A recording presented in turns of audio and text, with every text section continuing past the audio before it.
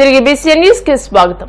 కోనసీమ తిరుమలగా వర్ధిల్లుతున్న వాడపల్లి శ్రీ వెంకటేశ్వర స్వామి ఆలయంలో గురువారం ప్రత్యేక పూజలు వైభవంగా నిర్వహించారు. మంగళ వాయిద్య నడుమ శ్రీ స్వామి అమ్మవార్లకు మేల్కొల్పు సేవను నిర్వహించిన అనంతరం ఐశ్వర్యలక్ష్మి హోమాన్ని జరిపించారు. అర్చకులు శ్రీ స్వామి అమ్మవార్ల వసంత మండపంలో అష్టోత్తర పూజలు నిర్వహించగా ప్రత్యేక రంగంలో ఉన్న స్వామిని దర్శించుకుని భక్తులు తరించిపోయారు.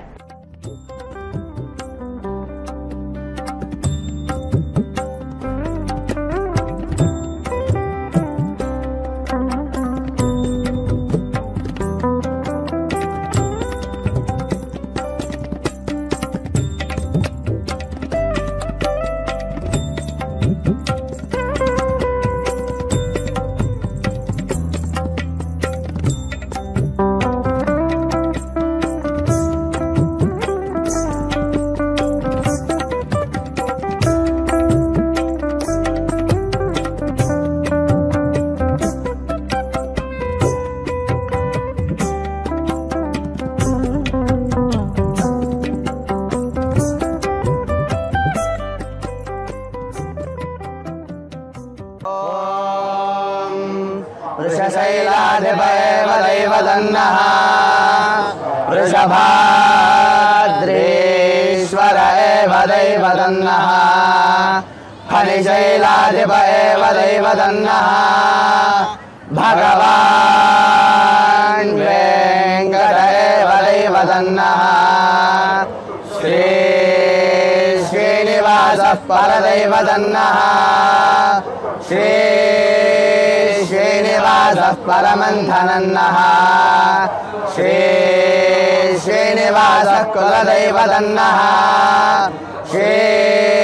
श्रीनिवासः परमागतिर्नः वक्त्राब्जे भाग्यलक्ष्मीः करदलकमले सर्वदा दानलक्ष्मीः दण्डे वीरलक्ष्मीः हृदय सरसिजे भोदकारुण्यलक्ष्मीः खड्गाग्रे शौर्यलक्ष्मीः निखिलगणगणाडम्बरे कीर्तिलक्ष्मीः सर्वाङ्गे सौम्यलक्ष्मीः मयदविजयतां सर्वसाम्राज्यलक्ष्मीः गोविन्देति सदास्नानं गोविन्देति सदा जपः गोविन्देति सदा ध्यानं सदा गोविन्दकीर्तनं गोविन्द गोविन्द हरे मुरारे गोविन्द गोविन्द मुकुन्द कृष्ण गोविन्द गोविन्द रथाङ्गपाणे गोविन्द गोविन्द नमामि नित्यं श्रीवेङ्कटेशाय नमः.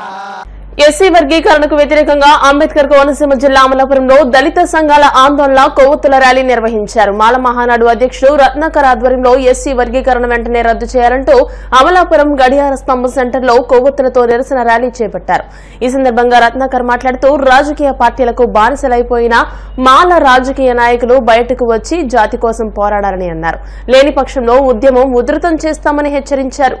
తెలుగు రాష్ట్రాల్లో ఉన్నటువంటి మాల సోదరులారా, ఎస్సీ వర్గీకరణ ముసుగులో దేశవ్యాప్తంగా ముఖ్యంగా మన తెలుగు రాష్ట్రాల్లో మాల సామాజిక వర్గాన్ని అన్ని రాజకీయ పార్టీలు టార్గెట్ చేసి తొక్కేస్తూ ఉన్నాయి. మాలలకు పట్టుకోమైనటువంటి కోనసీమ ప్రాంతంలో కనీసం మాలల వైపు నుంచి ఏ విధమైనటువంటి రెస్పాన్స్ లేదని చంద్రబాబు నాయుడు అలాగే తెలంగాణలో ఉన్నటువంటి రేవంత్ రెడ్డి వారి యొక్క ఇంటెలిజెన్స్ వర్గాలు చెబుతూ ఉన్నాయి. దీన్ని ప్రెస్టేజ్గా తీసుకుని వ్యక్తిగతంగా మన సామాజిక వర్గం యొక్క ఉనికి ఈ కోనసీమలో ఉంది, ఉద్యమం ఎక్కడి నుంచే స్టార్ట్ అవుతుందని చెప్పేసి అంచెలంచెలుగా దేశవ్యాప్త ఉద్యమాన్ని ప్రారంభించాలనేటటువంటి ఉద్దేశంతో ఈరోజు అమలాపురం గడియారం స్తంభం సెంటర్ నుంచి ఈ శాంతియుత క్యాండిల్ నిరసనని ఏర్పాటు చేయడం జరిగింది. మిత్రులారా, ఎక్కడైనా బయటికి రండి. తెలుగు రాష్ట్రాల్లో మాల సామాజిక వర్గం ఉందా లేదా, ఎస్సీ వర్గీకరణ జరుగుతున్నప్పటికీ కూడా ఒక్కడు కూడా మాట్లాడలేదని అనుకుంటున్నారు. రాజకీయ పార్టీలకి బానిసలైపోయినటువంటి దద్దమ్మలారా, చేతగాని సన్నాసులారా, మీకు దమ్ముంటే బయటికి రండి. ఎందుకంటే మాలలు చచ్చారా బతుకున్నారా కోనసీమ అని అనుకుంటా ఉన్నారు అన్ని వర్గాలు, కులాలు, రాజకీయ పార్టీలు. ఇకనైనా బయటకు వచ్చి నా కోసం కాదు, జాతి కోసం, మీకోసం, మీ పిల్లల కోసం పోరాటం చేయండి. లేకపోతే మాల సామాజిక వర్గం చరిత్రలో ఒకప్పుడు ఉండేదని అంతరించిపోయేటటువంటి ప్రమాదం ఉందన్న విషయాన్ని ప్రతి ఒక్కరూ గమనించాలి.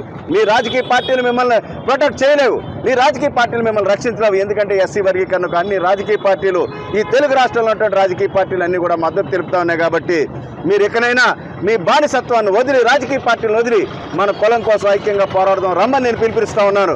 వచ్చి ముందుకొచ్చి పోరాడతారని, నెక్స్ట్ నుంచి మన ఐక్యతను చాటుతారని చెప్పేసి కోరుకుంటూ doctor Ratnakar, national president for racks and mall Mahanadu. రాష్ట్ర రాజధాని అమరావతిని ముఖ్యమంత్రి చంద్రబాబు భావితరాలకు ఉపయోగపడేలా అన్ని సౌకర్యాలు, వసతులతో నిర్మాణం చేస్తున్నారని కాకినాడ జిల్లా టీడీపీ అధ్యక్షుడు జ్యోతుల నవీన్ పేర్కొన్నారు.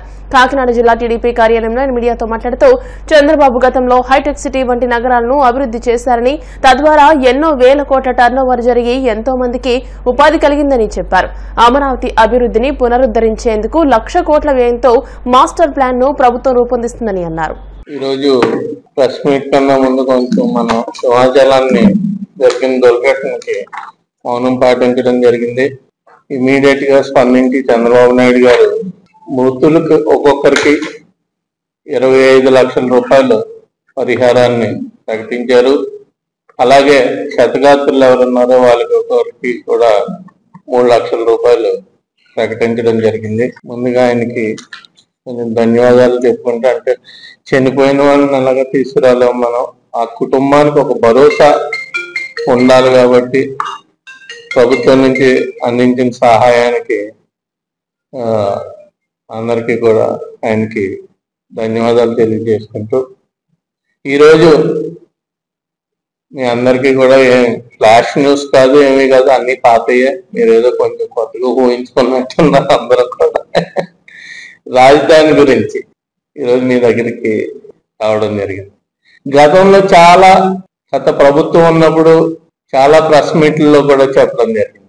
తెలుగుదేశం ప్రభుత్వం 14లో ఏర్పడిన తర్వాత, రాజధాని ఇడిపోయిన తర్వాత నిలువ నీడ లేని పరిస్థితుల్లో చంద్రబాబు నాయుడు అనే వ్యక్తి రాజధానిని అభివృద్ధి చేస్తూ, అక్కడ అభివృద్ధిని పరుగులు పెట్టిస్తూ, సంక్షేమాన్ని పరుగులు పెట్టిస్తూ, రాష్ట్రాన్ని అభివృద్ధి చేస్తూ ఒక సుపరిపాలన అన్నది సాగించడం జరిగింది.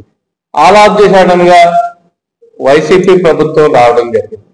వచ్చిన వెంటనే ప్రజావేదికని కూల్చేసి రాజధాని ప్రాంతం అంతా కూడా ముంపుకు గురైపోద్ది, ఇది సరైన ప్రాంతం కాదు రాజధాని నిర్మాణానికని అబద్ధపు మాటలు చెప్తూ, గత ప్రభుత్వంలో కట్టిన అసెంబ్లీలో కూర్చుని, గత ప్రభుత్వం కట్టిన తెలుగుదేశం ప్రభుత్వం కట్టిన ఆఫీసుల్లోనే కూర్చుని, సెక్రటేరియట్ లో కూర్చుని ఈ కౌరులు చెప్పడం జరిగింది.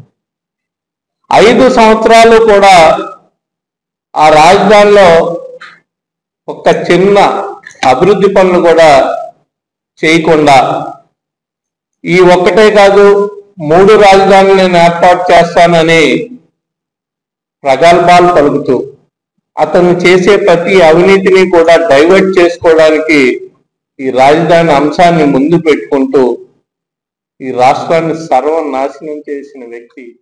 మంగళగిరిలోని జనసేన పార్టీ కేంద్ర కార్యాలయంలో నిర్వహించిన జనవాణి కార్యక్రమంలో వివిధ ప్రాంతాల నుంచి వచ్చిన వారి నుండి అనకాపల్లి ఎమ్మెల్యే కొనతాల రామకృష్ణ అర్జీని స్వీకరించారు. అర్జీని పరిశీలించి సంబంధిత శాఖల అధికారుల దృష్టికి తీసుకువెళ్లి పరిష్కరించాలని ఈ సందర్భంగా ఆయన సూచించారు. ఈ కార్యక్రమంలో పార్టీ నాయకురాలు తిరుపతి అనూష, లీగల్ సెల్ ప్రతినిధి డి రాజశేఖర్లు పాల్గొన్నారు. సింహాచలం అప్పన్న చందనోత్సవంలో గోడ కూలి 9 మంది భక్తులు ప్రాణాలు కోల్పోవడం, అనేక మంది గాయాల పాలవడం చాలా దురదృష్టకరమని భారత చైతన్య యువజన పార్టీ అధ్యక్షుడు బోడే రామచంద్ర యాదవ్ అన్నారు. ఘటనలో మరణించిన భక్తుల ఆత్మకు శాంతి కలగాలని, క్షతగాత్రులు తొందరగా కోలుకోవాలని మనస్ఫూర్తిగా కోరుకున్నట్లు తెలియజేశారు. గతంలో వైకుంఠ ఏకాదశి సందర్భంగా తిరుపతిలో జరిగిన తొక్కిసలాట ఘటన, నిన్న గోడ కూలిన సంఘటనకు ప్రభుత్వమే బాధ్యత వహించాలని డిమాండ్ చేశారు. సంఘటన జరిగినప్పుడు కుంటి సాకులు చెప్పకుండా బాధ్యులపై చర్యలు తీసుకుని భవిష్యత్తులో ఇలాంటివి పునరావృతం కాకుండా చూడాల్సిన బాధ్యత ప్రభుత్వంపై ఉందన్నారు.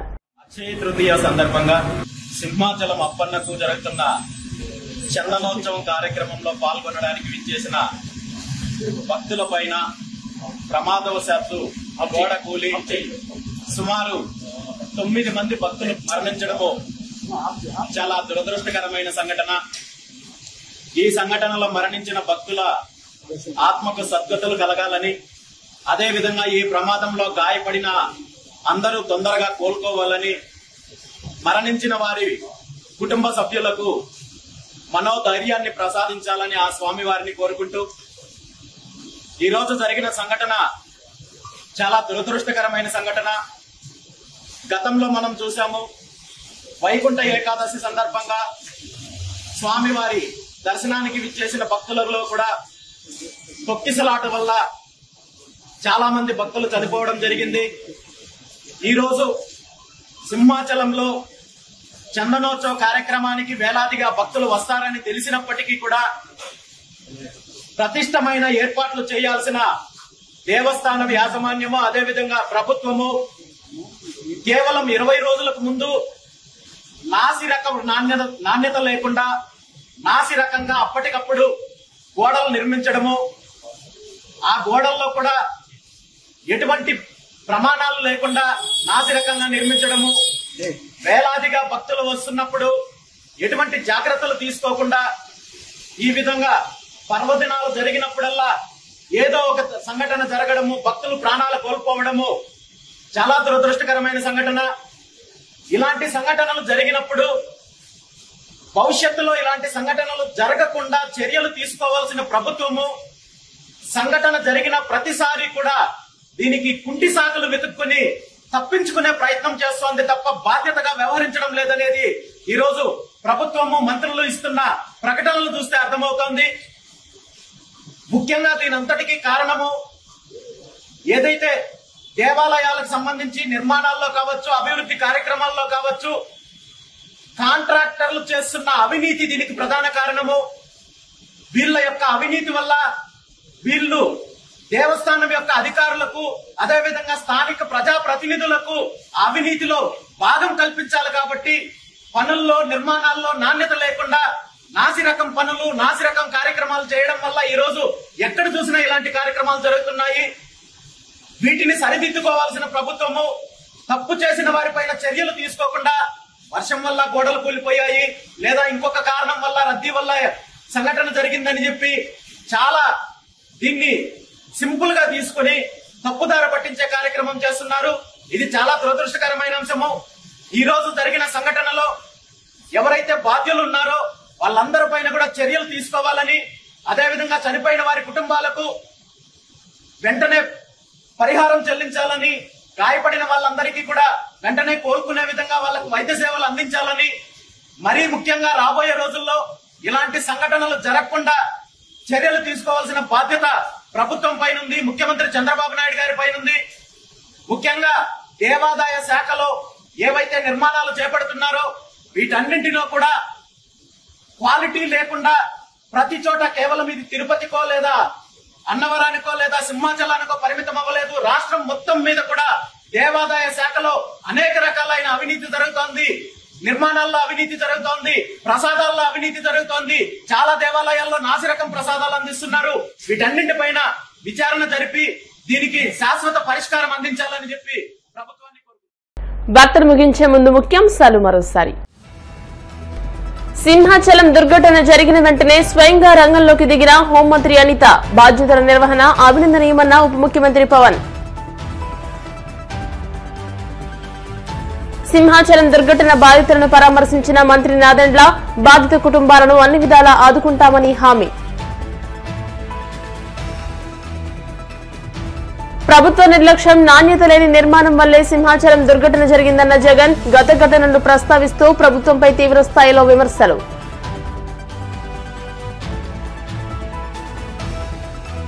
వాడపల్లి వెంకన్నాలయంలో ప్రత్యేక పూజలు, మంగళ వాయిద్యాల నడుమ శ్రీ స్వామి అమ్మవార్లకు మేల్కొల్పు సేవ, ఐశ్వర్యలక్ష్మి హోమం. ఈ వార్తలు ఇంతటితో సమాప్తం. మరిన్ని వార్తల కోసం BCN digital YouTube channel, Facebook page ని ఫాలో అవ్వండి. అప్డేటెడ్ వార్తల కోసం ప్లీజ్ సబ్స్క్రైబ్.